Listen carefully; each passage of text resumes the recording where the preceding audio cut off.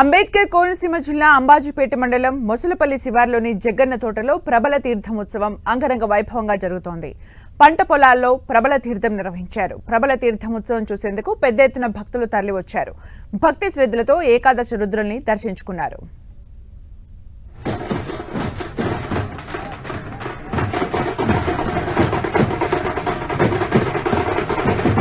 దాదాపు 450 ఏళ్లుగా సంక్రాంతి కనుమ పండుగ నాడు ప్రబల తీర్థం జరపడం ఆనవాయితీగా వస్తోంది. కోనసీమ నడుమ నిర్వహించే జగ్గన్న తోట ప్రబల తీర్థానికి ప్రత్యేక విశిష్టత ఉంది. మకర సంక్రమణ ఉత్తరాయణ మహాపుణ్య కాలంలో కనుమ నాడు ప్రబల తీర్థం నిర్వహిస్తారు.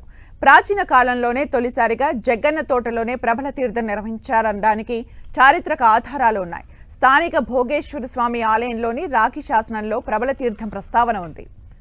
జగ్గన్న తోటలో ఎలాంటి గుడి గోపురం లేకుండానే 7 ఎకరాల కొబ్బరి తోటలో ప్రబల తీర్థం నిర్వహించడం ఓ ప్రత్యేకత.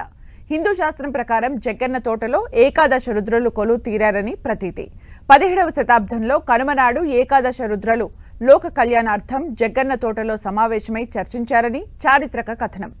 పూర్వం పెద్దాపురం సంస్థానాధీశులైన రాజవాత్సవాయి జగన్నాథ మహారాజు ప్రబల తీర్థం విచ్చేసి ఏకాదశ రుద్రుల్ని దర్శించుకున్నారు. ప్రబల తీర్థం ఘనంగా నిర్వహించేందుకు ఆయన కృషి చేశారు. అప్పటి నుంచి ప్రాంతాన్ని జగ్గన్న తోటగా పిలుస్తారని చారిత్రక ఆధారాలను బట్టి తెలుస్తోంది.